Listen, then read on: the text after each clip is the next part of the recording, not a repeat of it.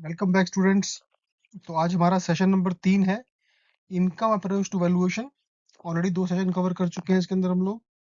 तो इससे पहले कि हम सेशन में आगे बढ़ें, नॉर्मल डिस्क्लोजर, अगर आपने इससे पहले की जो 8 वीडियोस हैं वैल्यूएशन ऑफ रियल एस्टेट के और 2 वीडियोस इनकम अप्रोच वैल्यूएशन के अगर नहीं देखे हैं और आप डायरेक्टली इस वीडियो पे जंप कर रहे हैं तो अपना समय खराब कर रहे हैं। प्लीज वीडियो को यहीं बंद कर दीजिए और शुरू से सारे सेशन समझिए, बिकॉज हम आज के वीडियो में भी एज यूजुअल बहुत सारी टर्मिनोलॉजीज को बात करेंगे जो कि हम पहले डिटेल में एक्सप्लेन कर चुके हैं। बहुत सारे फॉर्मूलाज का डेरिवेशन हम ऑलरेडी एक्सप्लेन कर चुके हैं। बहुत सारे फॉर्मूलाज का एक्सेल शीट एप्लीकेशन भी हम एक्सप्लेन कर चुके हैं। तो आज उनकी हम एक्चुअली फास्ट मोड में सारी एप्लीकेशन देखेंगे कि एग्जाम में कैसे फटाफट आपने वो क्वेश्चंस को सॉल्व करना है। तो अगर आपने वो नहीं देखे तो आज के सेशन में मत जंप करिए, कुछ भी समझ नहीं आएगा आपको। तो समय खराब ना करते हुए फटाफट आगे बढ़ते हैं और देखते हैं आज के सेशन में। हम आज बेसिकली हम 6 एग्जांपल्स जो है पिछले सेशन नंबर 2 में कवर कर चुके हैं, जो कि जिसमें डिफिकल्टी लेवल थोड़ा कम था। आज हम जो है थोड़ा डिफिकल्टी लेवल को इंक्रीज करेंगे और हम इस आज वाला सेशन करने के बाद केस स्टडी करने के लिए तैयार हो जाएंगे। तो आज के जो एग्जाम्पल रहेंगे थोड़े से कॉम्प्लिकेटेड, लेंदी और डिफिकल्टी लेवल अप रहेगा। 2 नंबर के क्वेश्चन भी उसमें से आ सकते हैं, 2 नंबर का एग्जाम्पल भी आ सकता है, 2 या 3 नंबर का एग्जाम्पल भी आ सकता है। और अगर हमने ये समझ लिए तो फिर हम केस स्टडी के लिए पूरी तरह तैयार हो जाएंगे। तो हम इसके बाद जो 2 सेशंस बचे हैं उसमें हर एक सेशन में एक केस स्टडी करेंगे, एक्सेल से भी करेंगे और कैलकुलेटर से भी करेंगे। तो दोनों एस्पेक्ट से करेंगे। आज भी हम जहां जहां पर हमें एक्सेल की आवश्यकता होगी वहां पर हम उन क्वेश्चंस में, उन एग्जांपल्स में एक्सेल को भी अप्लाई करेंगे ताकि आप अच्छे से समझ पाएं। देखिए, ये पूरा सिलेबस है। हमेशा हम अपने सेशन को स्टार्ट करते हैं सिलेबस से, जो अभी भी एग्जाम में दे रखा है। तो हमने थ्योरी सारी इसमें से कवर कर ली है ऑलरेडी, जो कि हमने कुछ 2-3 सेशंस हमने वैल्यूएशन ऑफ रियल एस्टेट में कवर किए थे कुछ पार्ट्स, और जो बाकी बचा हुआ पार्ट था इस चैप्टर का वो हमने सेशन नंबर 1 के अंदर ऑलरेडी कवर कर लिया है। थ्योरी पार्ट जो है valuation of value income approach to valuation. तो 6 एग्जांपल हम सेशन 2 में कवर कर चुके हैं। तो आज स्टार्ट करते हैं अपने 7वें एग्जांपल से। तो पहले एग्जांपल को समझते हैं और फिर हम देखेंगे डाटा क्या दे रखा है, और फिर उसके बाद उसको कैलकुलेटर से सॉल्व करेंगे एंड देन एक्सेल शीट से सॉल्व करेंगे, और जहां पर होगा वहां पर फंक्शन भी लगा के देखेंगे उसको। तो क्वेश्चन क्या है, a landlord owns a building which is fully rented to 9 tenants. तो एक मकान मालिक ने एक बिल्डिंग किराए पे दे रखी है जिसमें कि 9 किराएदार हैं। ये मल्टीपल टेनेंसी का एक केस आ गया। Plot area is 600 square meter. Land is fully utilized in 3 floors of building. तो प्लॉट का एरिया दे दिया आपको, और जो बिल्डिंग है, जो लैंड है, वो उसमें 3 मंजिला बिल्डिंग बनी हुई है। Rent is 1800 per month. Property taxes are 5400 per year. NA tax, non agriculture tax, is rupees 300 per year. Insurance 600 per year. Building is 80 years old, age of the building. Tenants are protected by provisions of Rent Act. देखिए यहाँ पे rent act लिख दिया, tenant जो है rent act के अंदर आ रहे हैं। तो rent act control act, rent control act की एप्लीकेशन हमें यहाँ पे चेक करनी पड़ेगी, क्या लग रहा है नहीं लग रहा है, कोई हो सकता है कंफ्यूज करने के लिए भी डाल दिया हो, वो हम आगे देखेंगे। Repairs may be taken as 10% of gross rent and collection and management charges at 4% of gross rent. तो देखिए ग्रॉस रेंट दिया हुआ है और स्टैंडर्ड डिडक्शंस जो हैं बेसिकली आउटगोइंग्स, जो हम ऑलरेडी पिछले चैप्टर में पढ़ चुके हैं कि लीज वाली प्रॉपर्टी में आउटगोइंग्स क्या क्या होती हैं। तो gross rent minus outgoing is equal to net rent. तो हमें प्रॉपर्टी की वैल्यू निकालने के लिए नेट रेंट निकालना होता है। Calculate value of the property, land plus building, मतलब लैंड और बिल्डिंग का मिला के जो प्रॉपर्टी है उसकी वैल्यू निकालनी है, और यील्ड आपको एज्यूम करनी है 10%। तो अब यहाँ पर आप अगर हो सके तो यहाँ पे इसको पॉज कीजिए, या फिर आप पहले डाटा देखते हैं फिर आप वीडियो को पॉज कीजिएगा तब सॉल्व कीजिएगा। तो देखिए डाटा गिवन हम हमेशा हम लिखते हैं कि डाटा को पहले नोट कीजिए कॉपी के अंदर कि डाटा क्या क्या क्वेश्चन में दे रखा है। सिंपल, कोई एप्लीकेशन नहीं लगानी, क्या क्या इन्फॉर्मेशन एग्जाम में दे उसमें क्वेश्चन में दे रखा है वो सिंपल एक पेपर पे लिख लीजिए या एक्सेल शीट में टाइप कर लीजिए। नंबर ऑफ टेनेंट दे रखा है 9, और ये भी लिखा है कि फुल्ली टेनेंटेड है, वो फुल्ली ऑक्यूपाइड है। एरिया ऑफ प्लॉट एरिया दे दिया आपको, नंबर ऑफ फ्लोर दे दिए, मंथली रेंट दे दिया पर मंथ। ठीक है, ये ध्यान रखना पर मंथ है, ये पर एनम नहीं है। यहाँ पे कंफ्यूज कर रहा है, कुछ चीजें पर मंथ में है, कुछ चीजें पर ईयर में है, पर एनम में है। तो आपने मंथ को ईयर में कन्वर्ट करना है। प्रॉपर्टी टैक्सेस दे दिया आपको, एनी टैक्सेस दे दिया आपको, इंश्योरेंस कॉस्ट दे दिया आपको, एज ऑफ बिल्डिंग दे दिया। यही बोल दिया कि टेनेंट जो है वो रेंट कंट्रोल एक्ट में प्रोटेक्टेड हैं। रिपेयर कॉस्ट कितनी बोल दी, 10% है। 4% रेंट एक्ट है, रेंट ग्रॉस रेंट है कलेक्शन मैनेजमेंट फी का। और यील्ड रेट 10% बेसिकली इसके लिए है। अब इस डाटा से हमने प्रेजेंट प्रॉपर्टी वैल्यू निकालनी है। तो वीडियो को यहाँ पॉज कीजिए और इसको खुद सॉल्व करने की जरूरत कोशिश कीजिए। बहुत ज्यादा कॉम्प्लिकेटेड क्वेश्चन नहीं है, ये लग रहा है कॉम्प्लिकेटेड देखने में, लेकिन क्वेश्चन का आंसर बड़ा आसान है। जब आप सॉल्व कर लें तब नेक्स्ट पेज पे देखिए और अपने आंसर को जो भी हम नेक्स्ट पेज पे आंसर डिस्कस कर रहे हैं उससे कंपेयर कीजिएगा। देखिए, अब बेसिकली जो प्रॉपर्टी है इसमें लिख दिया है कि property is subject to rent control. तो इसका मतलब क्या है कि जो मकान जो मालिक है जमीन का, वो अपनी लैंड कभी उसको मिलेगी नहीं। तो हमने जो रिवर्जनरी वैल्यू की बात की थी, सिंस इस पर लैंड कंट्रोल एक्ट लग गया, तो जो ऑनर है लैंड का उसको अपनी लैंड कभी वापस नहीं मिलेगी। तो इस पे जो लैंड की रिवर्जनरी वैल्यू है वो 0 है। ये आपने देखी, इसमें हिंट ये है। और ये कॉन्सेप्चुअल कॉन्सेप्ट अप्लाई किया है यहाँ पे कि because of rent control act reversionary value of the land is 0। तो हमने अब याद हो, लेसी के 3 इंटरेस्ट थे, लेसर के 2 इंटरेस्ट, जो हम थ्योरी पार्ट 1 में डिस्कस किया था। तो उसमें से एक इंटरेस्ट जो लेसी का था, जो लैंड का ऑनर था, फ्री होल्डर का था, रिवर्जनरी वैल्यू ऑफ लैंड का था, वो यहाँ पे 0 हो गया। Landlord shall get monthly rent of 1800 from each tenant perpetually. तो सिंस रेंट कंट्रोल एक्ट लग गया है तो प्रॉपर्टी खाली नहीं होगी। तो 1800 का रेंट उसको हर एक टेनेंट से मिलने वाला है। तो अब फॉर्मूला क्या लगाना है आपको, property value is equal to nothing but capitalized value of net perpetual rent from the property. तो एक से एक उससे 1800 मिलने वाले हैं, पर मंथ मिलने वाले, तो मल्टीप्लाई करना पड़ेगा। अब सॉल्यूशन देखते हैं नेक्स्ट पेज पे। तो बेसिकली पहले समझिए ग्रॉस रेंट कितना है आपका। ठीक है, तो देखिए ग्रॉस रेंट आपको इसके अंदर आ गया। अच्छा हाँ, एक चीज में ध्यान रखना है आपको, देखिए बड़े मजेदार बात है इसमें आपको, जो रेंट दिया हुआ है वो 1800 रुपए दे दिया है पर मंथ। पर ये कहीं नहीं लिखा है कि 1800 रुपए पर मंथ पर पर्सन है। वो डाटा आपको कंफ्यूज करने के लिए दे रखा है सिर्फ। तो अगर वो स्पेसिफिकली लिखा है कि पर पर्सन, तो आपने उसको मल्टीप्लाई करना है 9 से। तो नो, ऐसे ही आपको कंफ्यूज करने के लिए उसने एग्जामिनर ने बोल दिया कि 9 लोग रहते हैं जी वहां पे, 9 टेनेंट्स। पर ये कहीं लिखा नहीं उसने कि साहब 1800 रेंट एक पर टेनेंट है। तो इसका मतलब 1800 रेंट पूरी बिल्डिंग का है। तो मल्टीप्लाई में 12 करना है आपने, तो पूरे साल का आपका ग्रॉस एनुअल रेंट आ गया ये। अब आउटगोइंग्स क्या क्या दे रखी है क्वेश्चंस में, प्रॉपर्टी टैक्स दे रखा है आपको, एनए टैक्स दे रखा है, इंश्योरेंस कॉस्ट दे रखी है। रिपेयर्स आपको परसेंटेज वाइज दे रखी है कि टोटल रेंट का 10% है। तो टोटल रेंट इतना है, 10% इतना हो गया आपका। कलेक्शन एंड मैनेजमेंट फी आपको कितनी बोल रखी है, 4% ऑफ द ग्रॉस रेंट, 4%। तो वो आप निकाल सकते हैं, 4% मल्टीप्लाई बाय 21,600। तो ये 864 रुपए इसके हो गए आपके। तो टोटल जो आउटगोइंग है ये सारे मिला के इनका टोटल जो है आउटगोइंग है। तो नेट एनुअल रेंट कितना हो गया, gross income minus total expenses. ठीक है, तो ये आपको 12,276 रुपए हो गया। तो प्रॉपर्टी वैल्यू कितनी हो गई, जो नेट अवेल्यूबल रेंट है डिवाइड बाय आर, परपेचुअल है लीजिए। राइट, वापस नहीं आनी लैंड आपके पास, लैंडलॉर्ड में कभी लैंड वापस नहीं आएगी उसके पास। तो इसलिए हम इसमें परपेचुअल जो परपेचुअल लीज का जो लेसर का जो इंटरेस्ट का फॉर्मूला है वो लगाएंगे, परपेचुअल इनकम का फॉर्मूला लगाएंगे, वो सिंपल है, NOI net annual rent, sorry, divide by R which is 10%, और जो कि क्वेश्चन में दे रखा है। तो वैल्यू कितनी आ गई, 1,23,000 रुपए। देखिए कितना कॉम्प्लिकेटेड क्वेश्चन था, लेकिन इसमें आपने कॉन्सेप्ट को लगाया, कुछ चीजों को कॉन्सेप्ट को लगा के एप्लीकेशन करके कि रिविजनरी वैल्यू 0 है और आपको लैंड का वैल्यू निकालना है, यहाँ से प्रॉपर्टी का वैल्यू ये निकल गया आपका। अगला क्वेश्चन देखते हैं, देखिए एग्जाम्पल 8।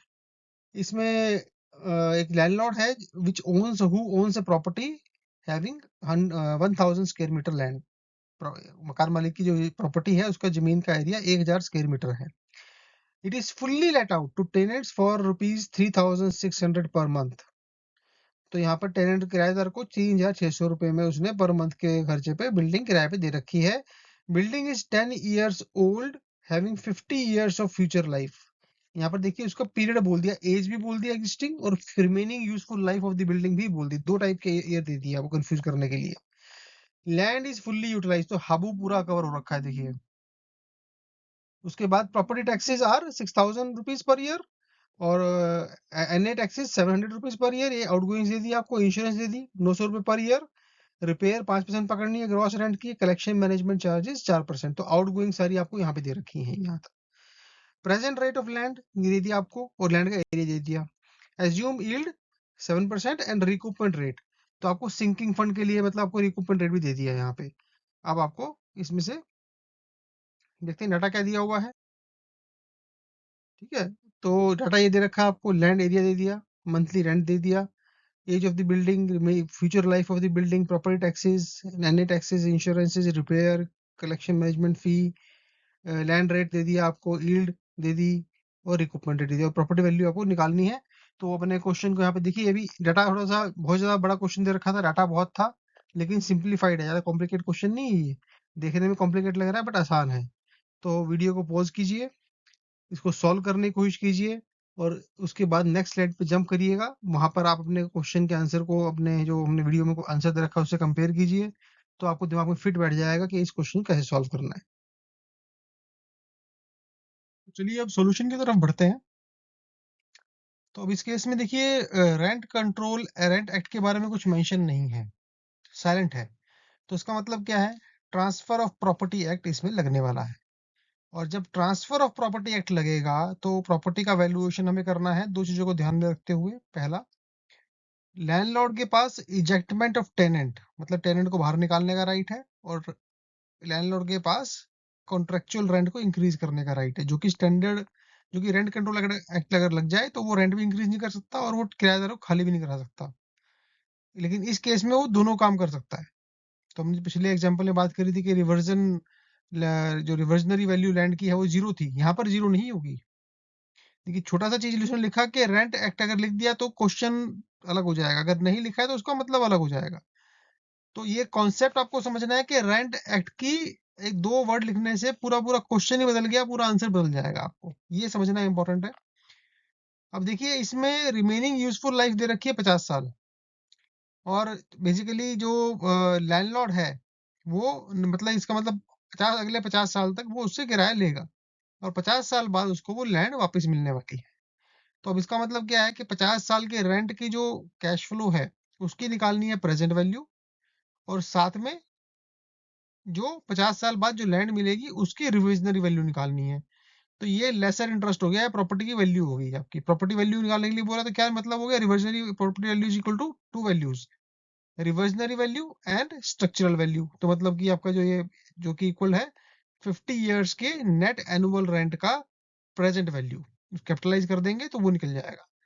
तो अब आपको समझ में आ गया, कॉन्सेप्ट आपको समझ में आ गया। अब इसको फॉर्मूला लगा के हमको आगे सॉल्व करना।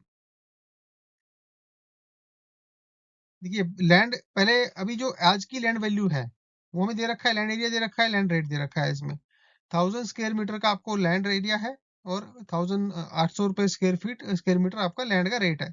तो 8 लाख की जमीन होगी आज की डेट में। अब ये जमीन वो आज तो बेच नहीं सकता, वो हम समझ रहे हैं। तो रिवर्जनरी लैंड वैल्यू क्या होगी, रिवर्जनरी वैल्यू क्या होगी, जो लैंड की वैल्यू है वो 50 साल बाद बेचेगा। अगर आपको याद हो रिवर्जनरी जब हमने कॉन्सेप्ट डिस्कस किया था, हमने ये आपको समझाया था कि आपको ये एज्यूम नहीं करना है कि प्रॉपर्टी लैंड की वैल्यू बढ़ेगी, ये एज्यूम करिए कि 50 साल बाद भी 8 लाख ही रहेगी वैल्यू उसकी।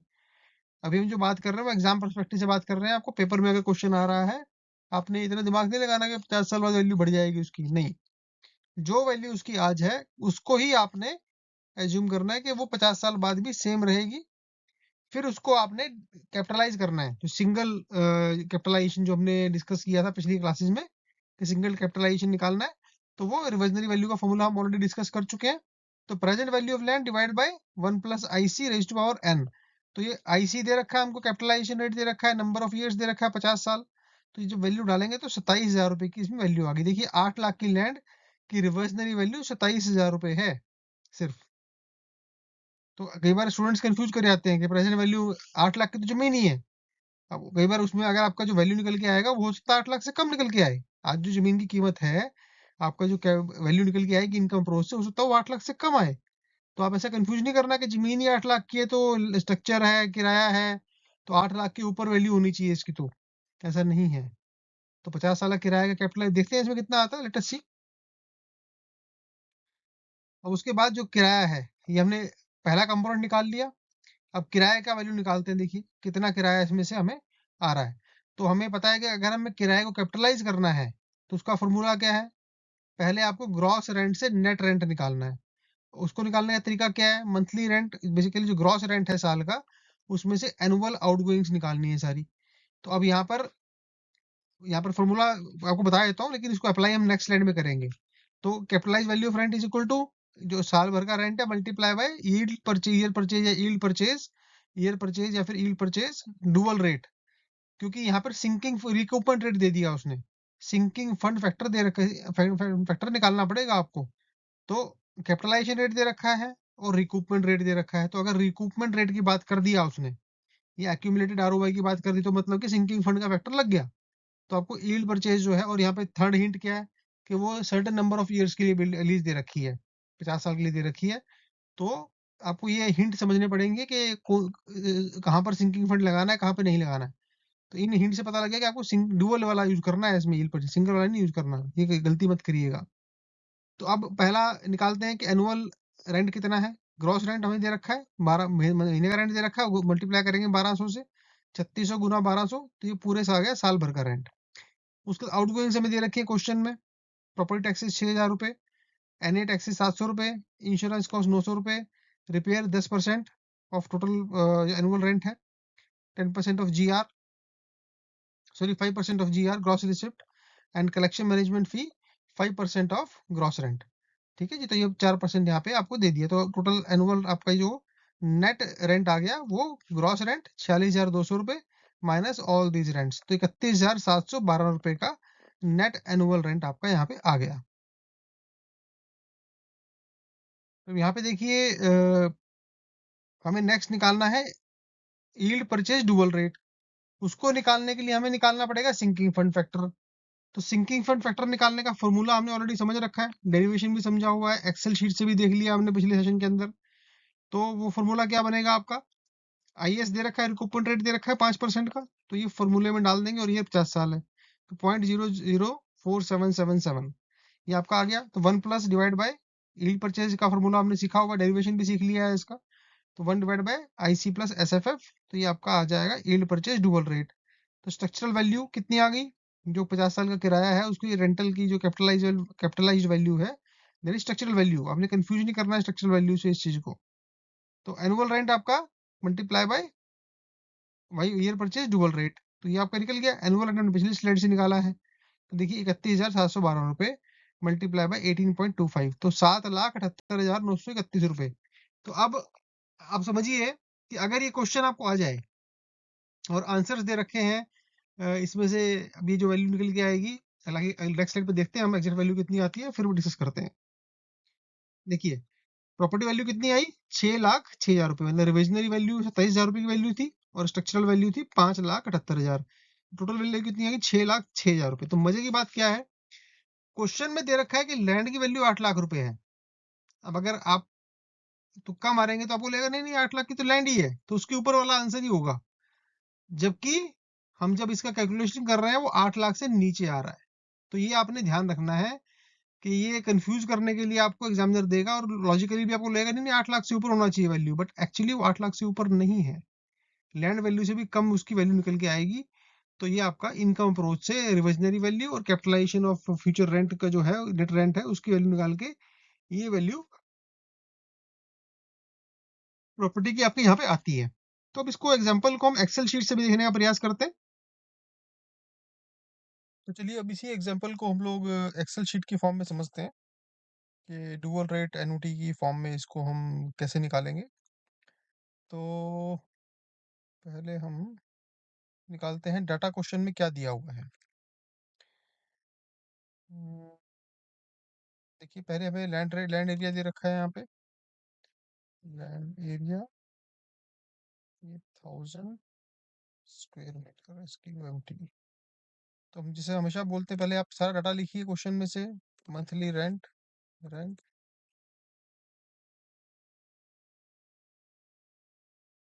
2200 रुपये। इसको जरा डेसिमल परसेंटेज हटा देते हैं, इसकी डेसिमल रिमूव कर देते हैं। ये है पर मंथ। ठीक है। उसके बाद एज ऑफ बिल्डिंग।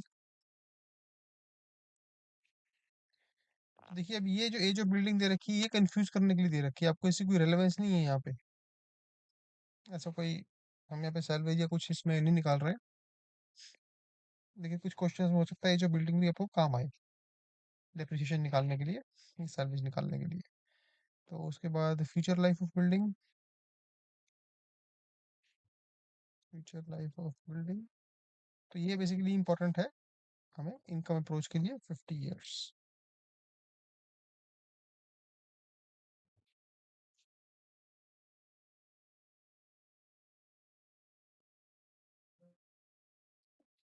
50 ईयर्स। उसके बाद प्रॉपर्टी टैक्सेस, आउट गोइंग्स होगी आपकी। प्रॉपर्टी टैक्सेस कितने हैं, 6000 रुपये। इसमें ये जरूर लिखेंगे पर मंथ है या पर एनम है, ताकि आपको जब क्वेश्चन सॉल्व करें गलती ना हो। एनी टैक्स कितना है आपका यहाँ पे, 700 रुपये।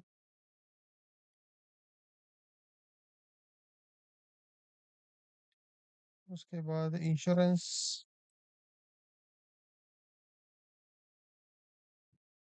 ये सारा आप लिखते जाइए, ताकि आप जब क्वेश्चन को सॉल्व करेंगे तो आपके लिए इजी रहेगा। इंश्योरेंस 900 रुपये, ये भी आपकी पर एनम। उसके बाद रिपेयर,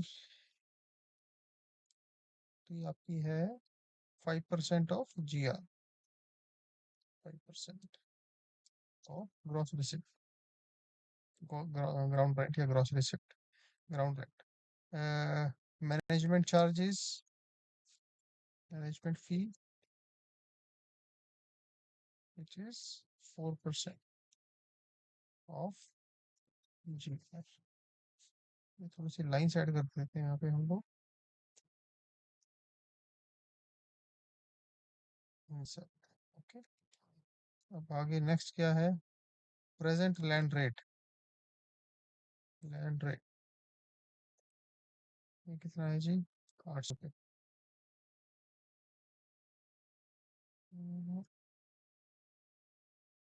800 रुपये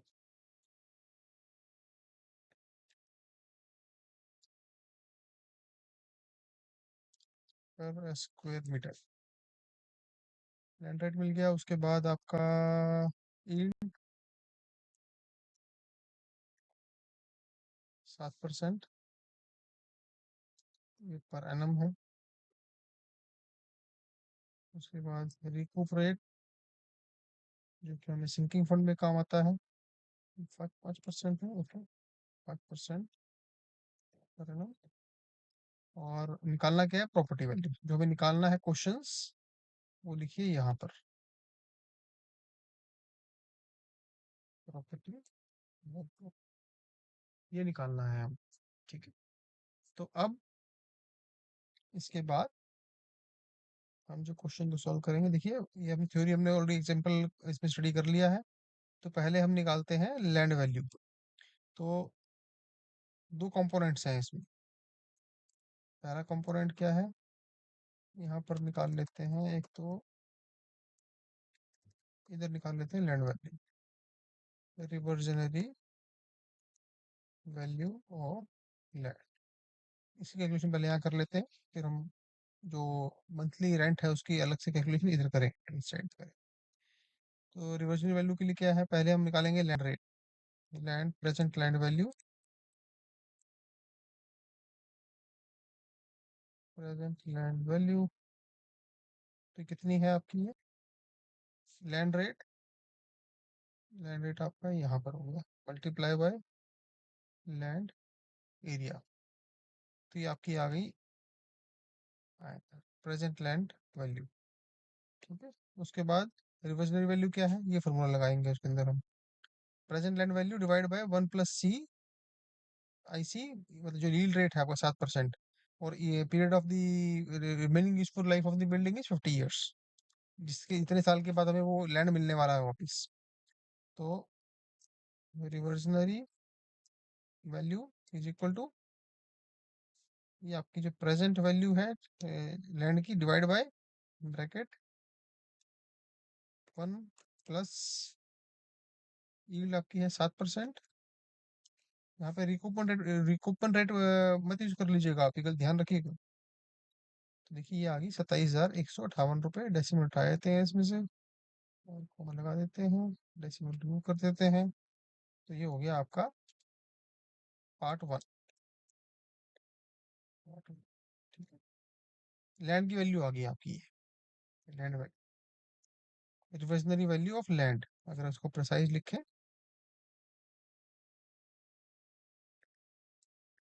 और land- अब हम निकालते हैं जो उसका रेंट है, बेसिकली रेंट भी पोर्शन है इसमें, देखिए। तो रेंट के लिए हमें क्या करना पड़ेगा पहले, पहले आप निकालिए इसमें से यही कर लेते हैं। पहले हमें निकालना है नेट रेंट। तो पहले ग्रॉस एनुअल रेंट निकालिए, तो वो कितना है, मंथली रेंट डिवाइड बाय 12 महीने होते हैं एक साल में, ये आपका एनुअल रेंट आ गया। उसके बाद आउटगोइंग्स, आउटगोइंग्स कौन कौन सी हैं, तो पहला तो आपका ये है प्रॉपर्टी टैक्सेस, इसको आउटगोइंग लिख लेते हैं सारा यहाँ पे, सारा टोटल कर लेते हैं इसको। सॉरी,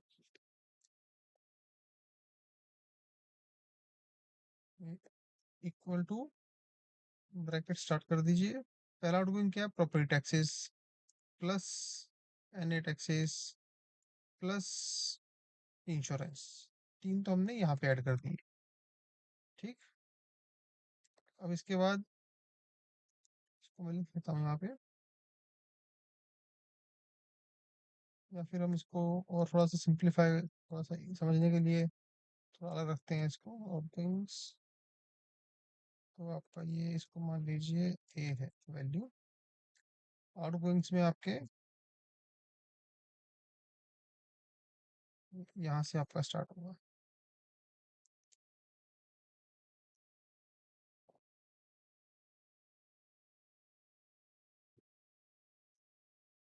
मैनेजमेंट फी। ओके, और वैल्यू आपकी है यहाँ पे, यहाँ से हम इसको कॉपी कर लेंगे। ये देखिए, ये प्रॉपर्टी टैक्सेस हमने उठा लिया वहां से वैल्यू। अभी क्या कह रहा है, ग्रॉस रेंट का 5% है रिपेयर, 5%। तो मतलब कि 5% मल्टीप्लाई बाय ग्रॉस रेंट हमने निकाल लिया ऊपर, ये आपका आ गया वैल्यू रिपेयर का। मैनेजमेंट कितना है, 4% मल्टीप्लाई बाय, ये आपका ग्रॉस रेंट आ गया। तो ये टोटल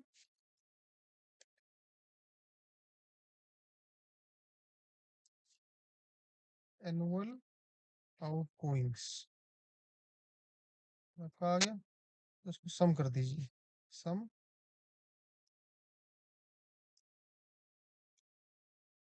ये आपका 10,307 रुपये का टोटल आउटगोइंग यहाँ पे आपका इसको आ गया है। इसको जरा बोल्ड कर लेते हैं, और ये बी। ठीक है, अब नेट एनुअल रेंट क्या होगा, net annual rent is nothing but A minus B. तो जब इसको निकालेंगे आप, तो आपकी वैल्यू क्या आएगी,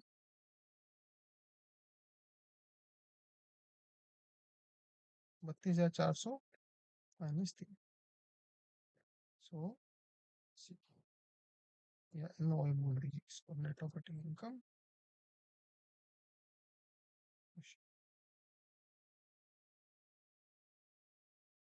मूव कर देते हैं इसको।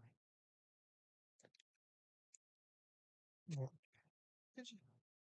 तो ये आपका INR में यहाँ पर वैल्यू आ गई। अब नेट एनुअल रेंट आ गया हमारे पास।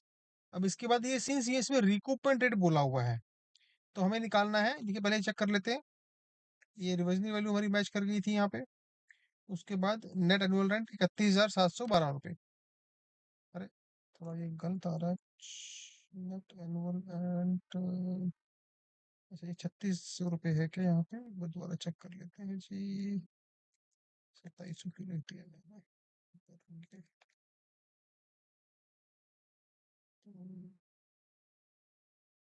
क्वेश्चन में कितना है? 3600 है। देखिए यहाँ पे टाइपिंग एरर था, इसको मैं ठीक कर देता हूँ जरा यहाँ पे।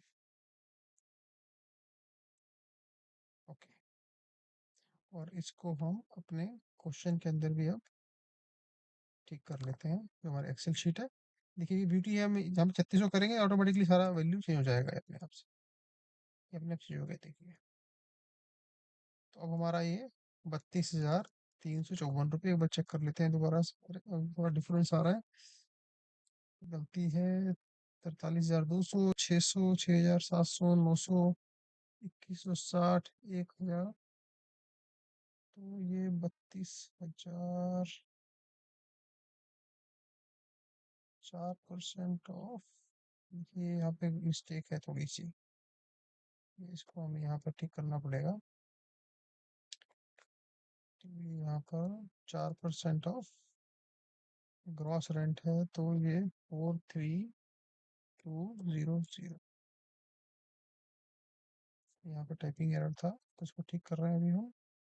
और एक बार चेक कर लेते हैं। 4% ऑफ, ओ एक मिनट जी, ये हमने गलती कर दी थी यहाँ पे, इसको ये डालेंगे 1728। ठीक है, तो बेसिकली ये वैल्यू सही थी, तो ये हमारा वैल्यू मैच कर गया। देखिए अब 31,712। ठीक है जी, तो अब ये हमारी वैल्यू जो है 31,712 यहाँ पर, और ये वैल्यू मैच कर गई। अब नेक्स्ट उसमें जाते हैं।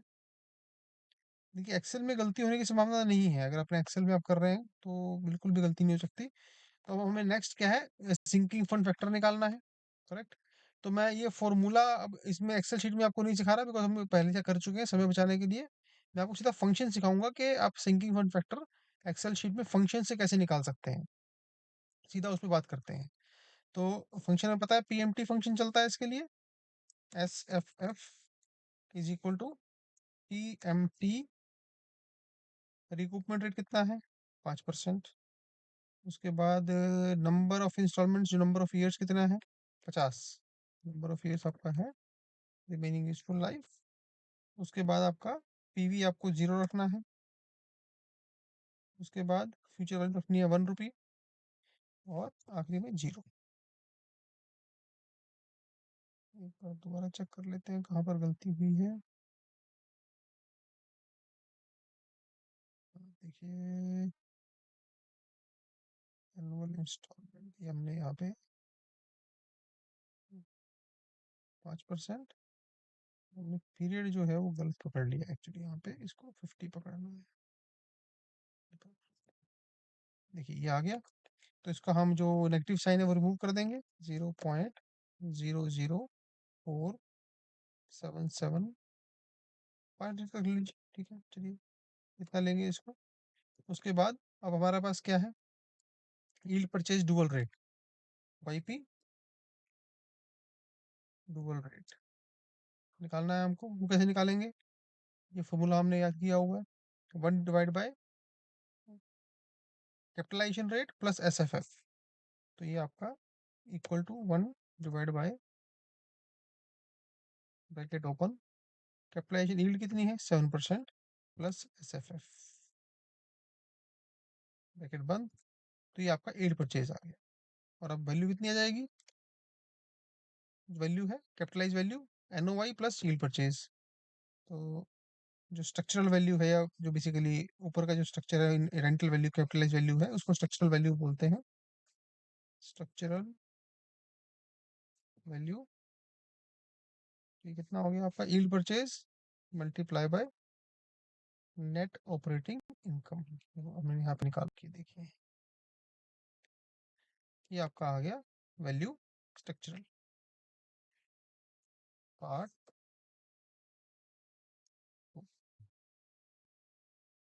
तो प्रॉपर्टी की पूरी वैल्यू कितनी आ गई?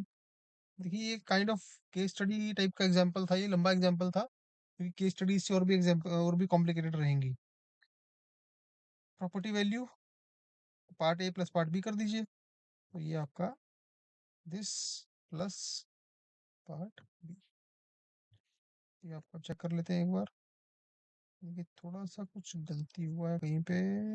31,712 ये ईयर परचेज हमारा थोड़ा अलग आ रहा है 4.77 और ये आईसी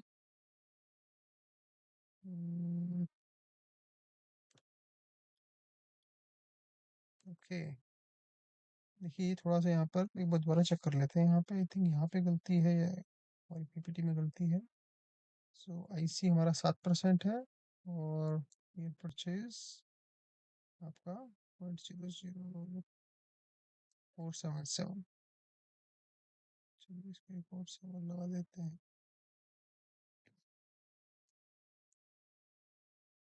तो 13 पॉइंट, तो देखिए यहाँ पर ये गलती थी, टाइपिंग एरर था, हम ठीक कर लेते हैं इसको।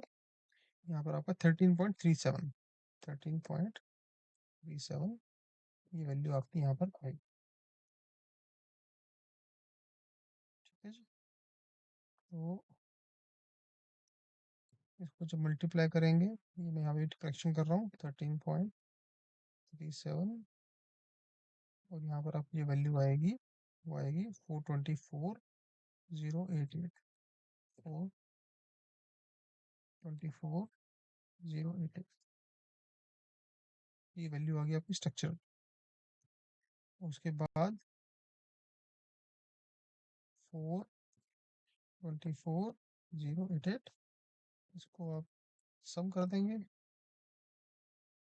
424,088 प्लस जो आपकी ये रिवर्जनरी वैल्यू ऑफ लैंड है, तो ये 451,246 451,246।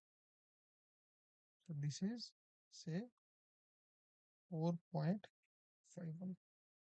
तो देखिए मैंने यहाँ पे आंसर भी इसको करेक्ट कर दिया है बेसिकली। तो ये आपकी वैल्यू यहाँ पर आ गई। तो ये एक्सेल से हमने इस क्वेश्चन को सॉल्व करने का यहाँ पर ऐसे प्रयास किया। तो चलिए स्टूडेंट्स अब एग्जांपल नंबर 9 देखते हैं। इसके अंदर हम एनपीवी निकालेंगे और एनपीवी और आईआरआर ये थोड़े से स्टूडेंट्स को कॉम्प्लिकेट लगते हैं, बट आज आपको हम जो फॉर्मूले इसमें बताएंगे और जिस तरह से इसको सॉल्व करेंगे, आपको ऐसा लगेगा कि बिल्कुल ये केक वॉक हो गया। बिल्कुल सिंप्लीफाई करके समझाएंगे इसको। और अगर आपकी किस्मत अच्छी हुई और आपको एग्जाम के अंदर फंक्शन अनेबल एक्सेल शीट मिल गई, तो सबसे आसान क्वेश्चन आपका यही होने वाला है।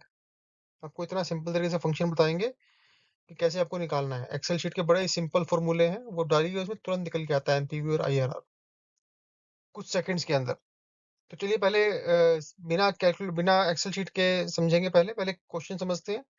तो एनपीवी निकालना है एक प्रोजेक्ट का हमको, और ये डाटा में दे रखा है। देखिए कॉस्ट ऑफ परचेज दे रखी है, इम्प्रूवमेंट दे रखी है, रेंट पर ईयर, मतलब आज की ये कॉस्ट ऑफ परचेज और इम्प्रूवमेंट जो दे रखी है आज का खर्चा है 0 ईयर पे। और रेंट पर ईयर आपका नेक्स्ट हर साल के अंत में 15 लाख रुपए का आपको किराया आ रहा है, इसमें 5 साल तक आएगा। 5वें साल के अंत में जो इसकी सेल प्राइस है 5वें साल के अंत में वो दे दी आपको 250, 2.5 करोड़ की लगभग वैल्यू आ गई।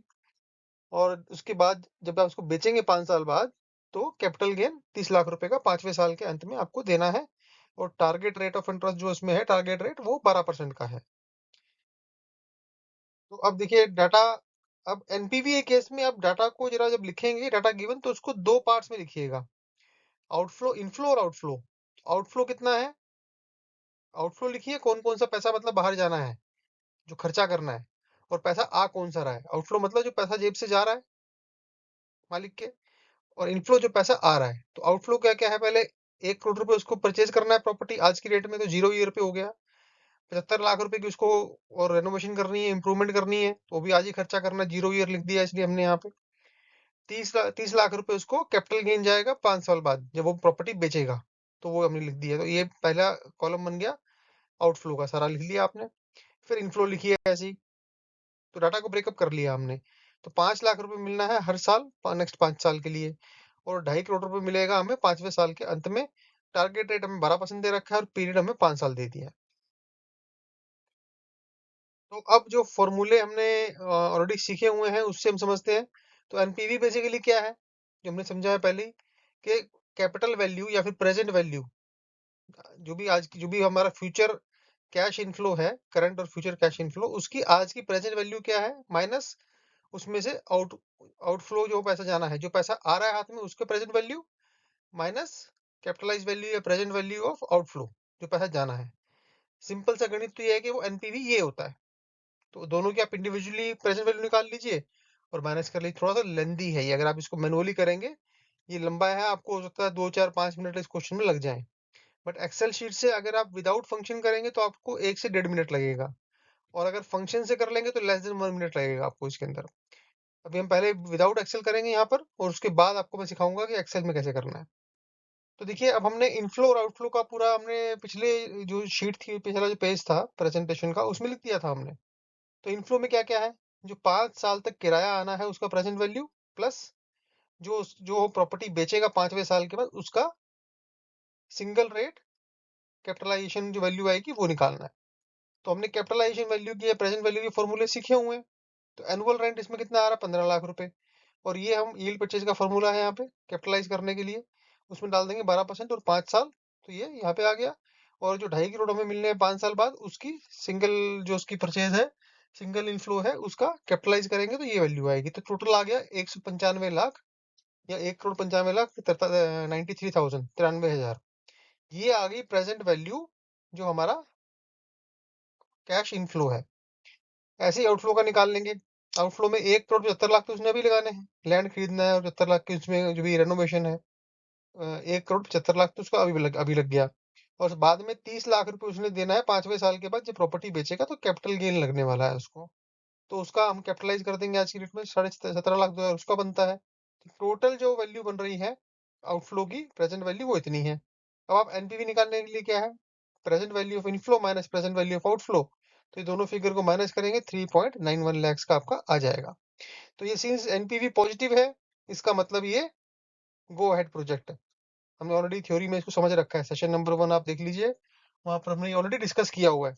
तो कई बार हो सकता है कि आपको एग्जामिनर 2 नंबर क्वेश्चन डाल दे, इस आप एनपीवी निकालिए और फिर बोलिए कि आपको वो गो अहेड है, नॉट टू गो अहेड है, या नीदर इधर गो अहेड और नॉट।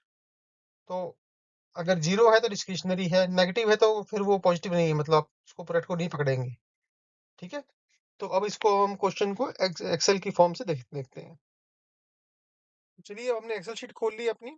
तो जैसे कि हम हमेशा करते हैं, पहले डाटा लिखते हैं उसमें कि डाटा हमारे पास क्या क्या है। तो क्वेश्चन देख लेते हैं एक बार खोल के दोबारा से। ये हमारा क्वेश्चन है, सीधा यहाँ जंप करते हैं। तो या फिर इसी को खोल लेते हैं, चलिए थोड़ी सी और अंडरस्टैंडिंग के लिए। अगर क्वेश्चन इसी तरह दे रखा है तो पहले हम इसमें जो हमारा एक्सेल शीट है हमने इसमें थोड़ा सा मॉडिफाई किया है कि आपको पहला इसमें एक तो लिखना है ईयर, फिर लिखना है कैश इनफ्लो, फिर कैश आउटफ्लो, और ये नेट इनफ्लो। ठीक है, तो ये आपका जो बेसिकली हम नेट इनफ्लो करेंगे, और जो नेट इनफ्लो की वैल्यू आएगी उसका हम एनपीवी निकालेंगे। तो अब यहाँ पर पढ़ते हैं पहले। 1 करोड़ रुपए कॉस्ट ऑफ परचेज है जो कि 0 ईयर पे है, तो ये आउटफ्लो है, पैसा दिया उसने, खर्चा किया 100, लिख लेते हैं यहाँ पे 100 लैक्स। इम्प्रूवमेंट 75 लाख का और करना है उसने, तो 100 प्लस 75, तो 175 लाख या 1 करोड़ 75 लाख का उसने घर खरीदा और इम्प्रूवमेंट करी। 0 ईयर पे और कोई इनकम इसमें नहीं है। उसके बाद रेंट पर ईयर 5 साल के लिए, तो साल के अंत में पकड़ेंगे उसको 15 साल। 15 लाख रुपए पहले साल में है, 15 लाख दूसरे साल, 15 लाख तीसरे साल, 15 लाख चौथे साल, 15 लाख 15वें साल, सॉरी 5वें साल। ये लिख लिया हमने। उसके बाद सेल प्राइस, जो 5वें साल के बाद प्रॉपर्टी बेचेगा वो 2 250, 2.5 करोड़ की बिकनी है, तो यहाँ पर आपको ऐड करना पड़ेगा इसको। तो ये इक्वल टू 15 प्लस 250 लैक्स, 265 हो गया देखिए। और कैपिटल गेन जाना है 30 लाख रुपए का 5वें साल में, तो ये 30 लाख रुपए का आउटफ्लो हो गया। अब बाकी और कोई इन्फॉर्मेशन इसमें है नहीं, बाकी जगह जीरो डाल दीजिए आप। तो अब नेट इनफ्लो कितना हो जाएगा, equal to this cell minus this cell. तो जीरो से जीरो ईयर पे -175 का कैश आउटफ्लो है। तो ये आपकी वैल्यूज आ गई यहाँ पे, नेट इनफ्लो। बोल्ड कर देते हैं इसको। अब हमें निकालना है प्रेजेंट वैल्यू। एनपीवी निकालने सिंपल फॉर्मूला क्या है, हमें पढ़ रखा है एनपीवी। पहले आपने ध्यान रखना है जो जीरो पे आपका वैल्यू है उसको आप पहले लिख लीजिए यहाँ पे, और फिर प्लस, उसको एनपीवी में नहीं ऐड करना है। NPV bracket start, rate of interest आपको 12% दे रखा है।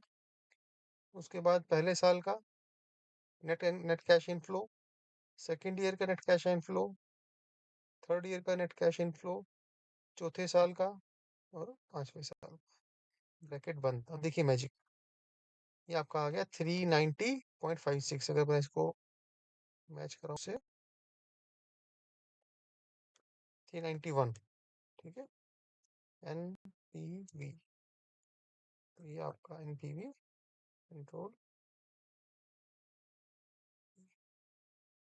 तो ये आपका आ गया एनपीवी। और हमारा आंसर क्या आ रहा था यहाँ पे, 3,91,000। तो ये बिल्कुल आपका देखिए मैच कर गया है आप। चलिए अब जो हमने पिछला एग्जांपल देखा उसी एग्जांपल का हमने एनपीवी निकाला था, अब उसी एग्जांपल का हम आईआरआर निकालते हैं। आईआरआर क्या है कि हमने 12% का पकड़ के हमने उसका एनपीवी निकाला था, पॉजिटिव आया था। तो आईआरआर क्या होता है कि वो रेट ऑफ इंटरेस्ट जिसके ऊपर की आपका एनपीवी जीरो हो जाए। ठीक है, तो सेम डाटा है, मैं इसको रिपीट नहीं कर रहा हूँ यहाँ पे। अब नेक्स्ट स्लाइड देखिए, पहला जो सिंपल फॉर्मूला ये वाला है आईआरआर निकालने का, जो हमने अप्रोक्सीमेट मेथड है। अगर आपके पास एक्सेल नहीं है और साइंटिफिक कैलकुलेटर नहीं है तो एक ये सिंप्लीफाइड मेथड है। तो एनपीवी निकालना हमने पिछले क्वेश्चन में सिखा दिया आपको।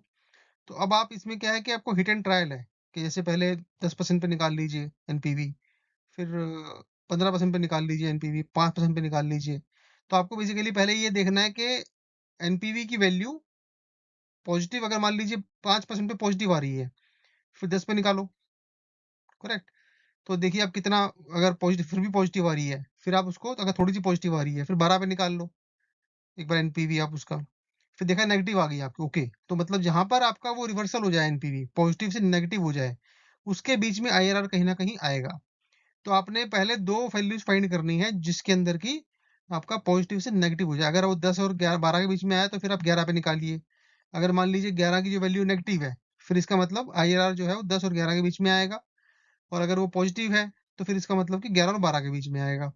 तो वहां से आपको हिंट लग गया कि सब ये रेंज में आने वाला है। फिर आपको बेसिकली आंसर देखने हैं कि कौन कौन सी ऑप्शन दे रखी हैं। तो एलिमिनेशन मेथड से भी निकाल सकते हो आप। इंटेलिजेंट गैस आपको फर्दर कैलकुलेशन नहीं करनी है।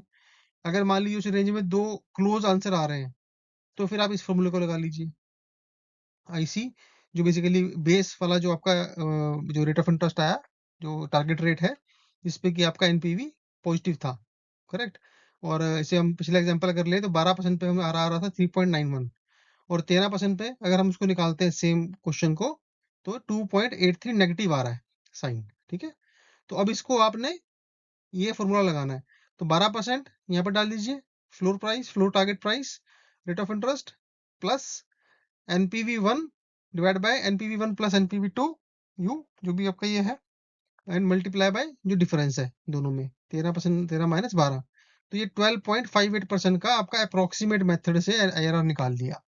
तो ये तो बिल्कुल हो गया आपका, मतलब इंटेलिजेंट गेस लगाने के लिए depending on answers given in question. अब इसको हम सॉल्व करते हैं एक्सेल की फॉर्म से, कि एक्सेल से कैसे करना है। देखिए अब ये पिछला वाला ही जो फॉर्मूला डाटा है उसको ही हम यूज कर रहे हैं यहाँ पे। तो बेसिकली हम जो पिछला एनपीवी का क्वेश्चन किया था, सेम कोई जो डाटा है इसी को कॉपी कर लेते हैं। आईआरआर का फॉर्मूला समझाता हूँ मैं आपको। आईआरआर के अंदर हम यूज करते हैं गोल सीक फॉर्मूला। तो अब एक बार हम डाटा को सेम कॉपी कर लेते हैं, टेम्पलेट हमारा सेम ही है। इसको उठा के यहाँ पर हम फिर हम सेम डाटा को कॉपी कर लेते हैं, कंट्रोल सी, और फिर इसको IRR में यहाँ पर ये हमने कर लिया कॉपी अपना टाइम समय बचाने के लिए। अब उसके बाद एनपीवी निकालना है, वो हमने सीखा हुआ है। एनपीवी मतलब कि equal to this plus NPV, NPV bracket start rate of interest, comma पहले साल का cash net cash inflow, comma दूसरे साल का नेट कैश इनफ्लो, तीसरे साल का नेट कैश इनफ्लो, चौथे साल का नेट कैश इनफ्लो और पांचवें साल का नेट, ब्रैकेट बंद। तो ये आपका वैल्यू आ गई। ये कुछ हमने गलती कर दी लगता है यहाँ पे, ये हमने एक कॉमा फालतू डाल दिया, देखिए यहाँ पे। तो ये आपका 3.91। अब ये आपका एनपीवी आ गया। अब इसमें देखिए आप जाएंगे डाटा के अंदर, ये मैजिक सिखा रहा हूँ मैं आपको। डाटा में जाइए, यहाँ पर है व्हाट इफ एनालिसिस, इस पे कीजिए गोल सीक। इसके अंदर आप सेट सेल में क्लिक कीजिए एनपीवी की वैल्यू को, वैल्यू यहाँ पर टू वैल्यू कर दीजिए 0, और बाय चेंजिंग सेल जो रेट ऑफ इंटरेस्ट है, ठीक है। इसको आप ओके मारेंगे तो ये आपका देखिए कितना आ गया। कैंसल, सॉरी इसको दोबारा कर लेते हैं, कैंसिल नहीं करना था। गोल सीक 0, और ये by changing cell number this, तो ये आपका आ गया। इसको कहिए ओके। अब ये देखिए, इसको जरा डबल दो उसमें कर लेते हैं, 2 डेसिमल तक कितना आ रहा है इंटरेस्ट, 12.57। तो देखिए ये बिल्कुल प्रेसाइज आपका ये IRR, यहाँ पे एनपीवी 0 आ गया, और यहाँ पर रेट ऑफ इंटरेस्ट हमने चेंज करके ये आंसर आ गया, और यही आपका आंसर था IRR। चला इसमें आंसर चेक कर लेते हैं। देखिए 12.58 आया था यहाँ पे अप्रोक्सीमेट, और यहाँ पर आपको एग्जैक्ट ये आ गया, एग्जैक्ट IRR। तो ये किस्मत आपकी अच्छी होनी चाहिए कि आपको वहां पर गोल सीक और ये फंक्शन एनेबल हो सकता है हो भी हो सकता है ना भी हो, तो आपको दोनों तरीके पता होने चाहिए कैसे निकालना है। अगर फंक्शन एनेबल है तो आप चुटकी में इसको सॉल्व कर सकते हैं। तो देखिए अब नेक्स्ट हम 11वां एग्जाम्पल जो है, हालांकि ये एग्जाम्पल कम और थोड़ी सी केस स्टडी है, बेसिकली ये सिनेमा हॉल का वैल्यूएशन करना है इसमें प्रॉफिट मेथड से। तो इसको हम आज के सेशन में नहीं करेंगे, थोड़ा लंबा हो गया ऑलरेडी सेशन काफी हमारा। तो आप इसको हम क्वेश्चन समझ लेते हैं, और मैं इसका नेक्स्ट जो वीडियो बनाऊंगा उसके अंदर आपको हम इसका वैल्यूएशन करके देंगे। तो आप लेकिन क्वेश्चन को समझना हो तो समझ लीजिए कि ये सब डाटा को कैप्चर कर लीजिए, यहाँ पे फोटो खींच लीजिए इसकी, और इसके बाद सॉल्व करने की कोशिश कीजिए अपने आप से। तो नेक्स्ट सेशन जो हम कर रहे हैं उसके अंदर हम करेंगे, थोड़ा ब्रीफ कर देता हूँ कि जो सिनेमा हॉल है उसके अंदर वैल्यू वैल्यू निकालनी है, और वैल्यू पर सीट, दो चीजें निकालनी है, value of cinema and value पर सीट। दो चीजें इसमें क्वेश्चन पूछी, कैपेसिटी दे दी हमको यहाँ पे, हाउसफुल अगर उसमें है तो इतना उसमें पर शो इतना निकलता है, एडवर्टीजमेंट से 2 लाख रुपए का रेवेन्यू आ रहा है, share of owner from gross income, जो ऑनर का शेयर है ग्रॉस इनकम से वो 50% है, स्टाफ की सैलरी 15% है, electrical electrical energy stationery repair वगैरह 35% है, और वैकेंसी जो है एज्यूमिंग 40% पर शो आपको एज्यूम करनी है, और 4 daily show entire year of 365 days में, साल में 365 दिन एज्यूम करने हैं, और कैपिटलाइजेशन रेट 12% निकालना है। तो अब आपको यहाँ पर सिनेमा हॉल की वैल्यू निकालनी है और वैल्यू पर सीट निकालनी है। तो खुद सॉल्व करने की कोशिश कीजिए। कल जो वीडियो अपलोड करेंगे, कल जो हम सेशन लेके आएंगे उसमें खाली इसी पे हम छोटा सा वीडियो बनाएंगे, और उसको एक्सेल शीट से भी समझेंगे और बिना एक्सेल के भी समझेंगे।